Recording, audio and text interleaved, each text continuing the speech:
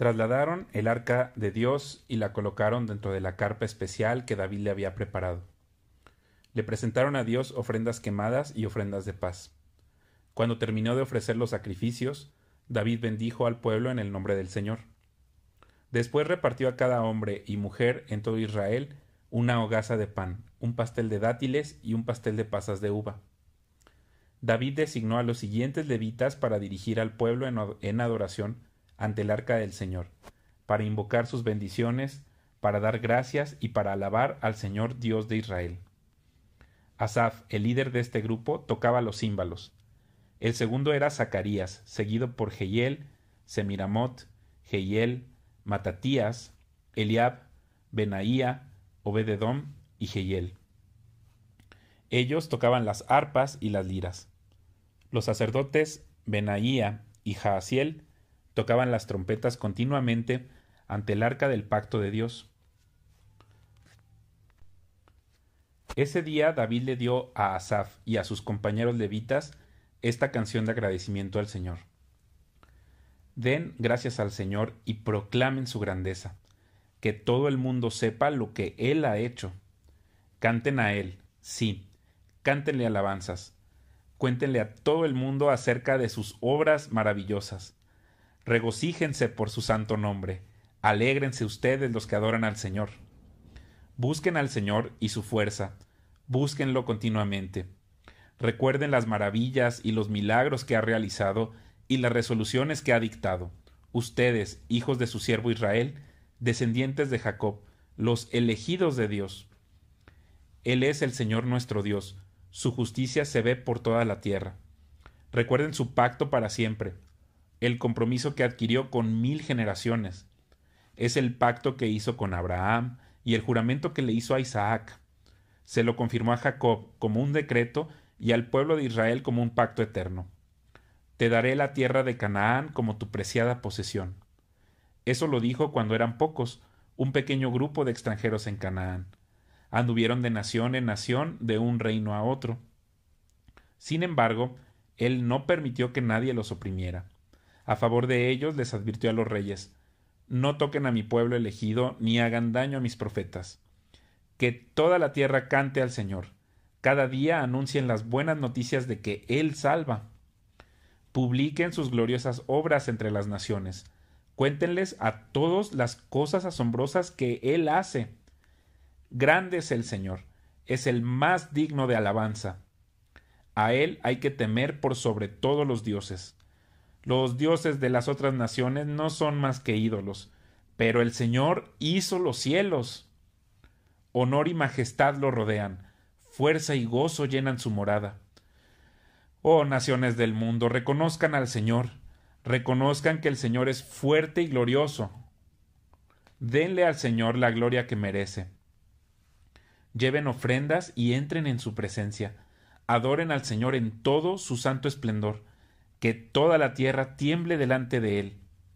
El mundo permanece firme y no puede ser sacudido. Que los cielos se alegren y la tierra se goce. Digan a todas las naciones: el Señor reina. Que el mar y todo lo que contiene exclamen sus alabanzas. Que los campos y sus cultivos estallen de alegría. Que los árboles del bosque susurren con alabanza, porque el Señor viene a juzgar la tierra. Den gracias al Señor porque Él es bueno. Su fiel amor perdura para siempre. Exclamen: sálvanos, oh Dios de nuestra salvación. Reúnenos y rescátanos de entre las naciones, para que podamos agradecer a tu santo nombre, alegrarnos y alabarte. Alaben al Señor, Dios de Israel, quien vive desde siempre y para siempre. Y todo el pueblo exclamó: Amén, y alabó al Señor. David dispuso que Asaf y sus hermanos levitas sirvieran continuamente ante el arca del pacto del Señor, encargados de hacer todo lo necesario cada día. En este grupo estaban como porteros Obed-edom, hijo de Jedutún, Osa y otros 68 levitas. Mientras tanto, David colocó al sacerdote Sadoc y a sus colegas sacerdotes en el tabernáculo del Señor en el lugar de adoración en Gabaón, donde siguieron sirviendo delante del Señor. Cada mañana y cada tarde sacrificaban al Señor las ofrendas quemadas habituales sobre el altar apartado para ese propósito, en obediencia a todo lo que está escrito en la ley del Señor, como él se lo había ordenado a Israel. David también designó a Emán, a Jedutún y a los demás que fueron elegidos por nombre para darle gracias al Señor, porque su fiel amor perdura para siempre. Acompañaban sus cánticos de alabanzas a Dios con trompetas, címbalos y otros instrumentos, y los hijos de Jedutún fueron designados como porteros. Luego todos regresaron a su casa, y David volvió a su hogar para bendecir a su propia familia. Una vez instalado en su palacio, David mandó a llamar al profeta Natán. «Mira», le dijo David, «yo vivo en un hermoso palacio de cedro, mientras que el arca del pacto del Señor está allá fuera debajo de una carpa». Natán le respondió a David: «Haz todo lo que tienes pensado, porque Dios está contigo». Pero esa misma noche Dios le dijo a Natán: «Ve y dile a mi siervo David, esto ha declarado el Señor: no serás tú el que construya una casa en la que yo viva. Nunca he vivido en una casa, desde el día en que saqué a los israelitas de Egipto hasta el día de hoy, sino que mi hogar ha sido una carpa, trasladada de un lugar a otro en un tabernáculo. Sin embargo, no importa dónde haya ido con los israelitas, ni una sola vez me quejé ante los líderes de Israel, los pastores de mi pueblo.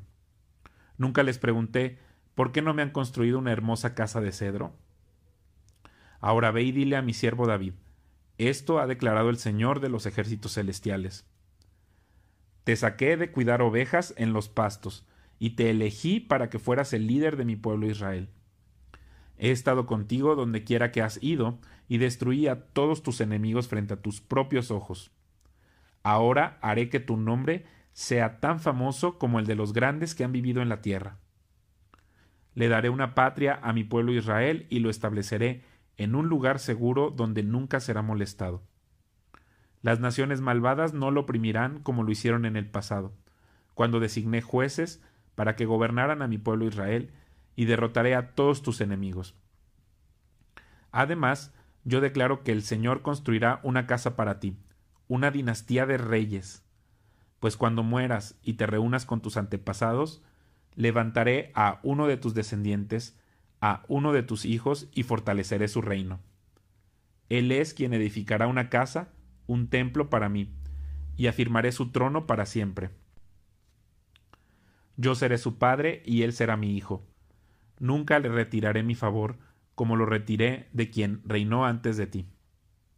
Lo confirmaré como rey sobre mi casa y sobre mi reino para siempre, y su trono estará seguro para siempre. Entonces Natán regresó a donde estaba David y le repitió todo lo que el Señor le había dicho en la visión.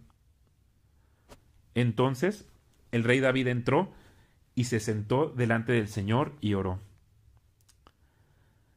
¿Quién soy yo, oh Señor Dios, y qué es mi familia para que me hayas traído hasta aquí?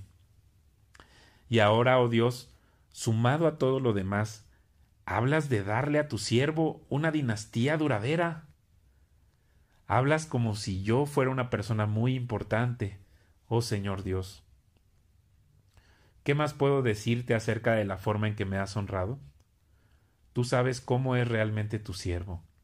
Señor, por amor a tu siervo y según tu voluntad, hiciste todas estas grandes cosas y las diste a conocer. Oh Señor, no hay nadie como tú. Ni siquiera hemos oído de otro Dios como tú. ¿Qué otra nación sobre la tierra es como tu pueblo Israel? ¿Qué otra nación, oh Dios, has redimido de la esclavitud para que sea tu pueblo? Te hiciste un gran nombre cuando redimiste a tu pueblo de Egipto. Realizaste imponentes milagros y expulsaste a las naciones que le impidieron el paso. Elegiste a Israel para ser tu pueblo para siempre, y tú, oh Señor, llegaste a ser su Dios. Y ahora, oh Señor, yo soy tu siervo. Haz lo que prometiste respecto a mí y a mi familia, que sea una promesa que dure para siempre. Que tu nombre sea afirmado y honrado para siempre, de modo que todos digan: el Señor de los ejércitos celestiales es Dios de Israel. Que la casa de tu siervo David permanezca delante de ti para siempre. Oh Dios mío, me he atrevido a elevarte mi oración, porque has revelado a tu siervo que construirás una casa para él, una dinastía de reyes. Pues tú eres Dios, oh Señor, y le has prometido estas cosas buenas a tu siervo. Ahora te ha complacido bendecir la casa de tu siervo, para que permanezca para siempre delante de ti. Pues cuando tú concedes una bendición, oh Señor, es una bendición eterna. Después David derrotó y sometió a los filisteos al conquistar Gat y las ciudades vecinas. David también conquistó la tierra de Moab, y los moabitas, a quienes se les perdonó la vida, se convirtieron en súbditos de David y tuvieron que pagarle tributo. David también destruyó las fuerzas de Hadad-ezer, rey de Soba, hasta Hamat, cuando Hadad-ezer marchó para fortalecer su control a lo largo del río Éufrates. David capturó 1000 carros de guerra, 7000 conductores de carros y 20,000 soldados de infantería. Les lició los caballos de Tiro, excepto los necesarios para 100 carros de guerra. Cuando los arameos de Damasco llegaron para ayudar al rey Hadad-ezer, David mató a 22,000 de ellos. Luego puso varias guarniciones militares en Damasco, la capital aramea, y los arameos se convirtieron en súbditos de David y le pagaban tributo. Así que el Señor le daba la victoria a David donde quiera que iba. David llevó a Jerusalén los escudos de oro de los oficiales de Hadad-ezer, junto con una gran cantidad de bronce de las ciudades de Teba y de Cún, que pertenecían a Hadad-ezer. Tiempo después, Salomón fundió el bronce y moldeó un enorme tazón de bronce llamado el Mar, además de las columnas y los diversos objetos de bronce usados en el templo. Cuando Toi, rey de Hamat, se enteró de que David había destruido a todo el ejército de Hadad-ezer, rey de Soba, envió a su hijo Joram para felicitar al rey David por su exitosa campaña. Hadad-ezer y Toi habían sido enemigos y con frecuencia estaban en guerra. Joram le obsequió a David muchos regalos de oro, de plata y de bronce. El rey David dedicó todos estos regalos al Señor, junto con el oro y la plata que había traído de las otras naciones, de Edom, de Moab, de Amón, de Filistea y de Amalec. Abisai, hijo de Sarbia, aniquiló a 18,000 edomitas en el Valle de la Sal. Puso guarniciones militares en Edom, y los edomitas se convirtieron en súbditos de David. Es más, el Señor le daba la victoria a David donde quiera que iba. De modo que David reinó sobre todo Israel e hizo lo que era justo y correcto para su pueblo. Joab, hijo de Sarbia, era el comandante del ejército. Josafat, hijo de Ahilud, era el historiador del reino. Sadoc, hijo de Ahitob, y Ahimelech, hijo de Abiatar, eran los sacerdotes. Seraías era el secretario de la corte. Benaía, hijo de Joiada, era el capitán de la guardia personal del rey, y los hijos de David servían como ayudantes principales del rey.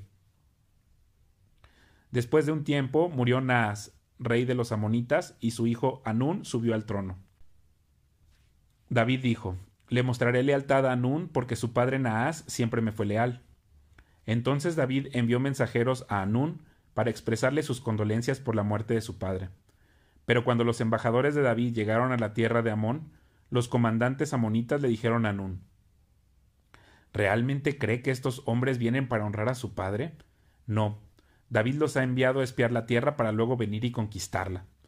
Entonces Hanún tomó presos a los embajadores de David, les afeitó la barba, les cortó los mantos a la altura de las nalgas y los envió avergonzados de regreso a David. Cuando llegó a oídos de David lo que les había sucedido a sus hombres, envió mensajeros para decirles: Quédense en Jericó hasta que les crezca la barba y luego regresen, pues se sentían muy avergonzados de su aspecto. Cuando el pueblo de Amón se dio cuenta de qué tan seriamente había provocado el enojo de David, Hanún y los amonitas enviaron 34,000 kilos de plata para contratar carros de guerra y sus conductores de Aram Naharaim, de Aram Maaca y de Soba. También contrataron 32,000 carros de guerra y lograron el apoyo del rey de Maaca y su ejército. Estas fuerzas acamparon en Medeba, donde se les unieron las tropas amonitas que Hanún había reclutado en sus propias ciudades. Cuando David se enteró, envió a Joab con todos sus guerreros a pelear contra ellos. Las tropas amonitas se pusieron de pie, en pie de guerra, a la entrada de la ciudad, mientras los otros reyes tomaron posiciones para pelear a campo abierto.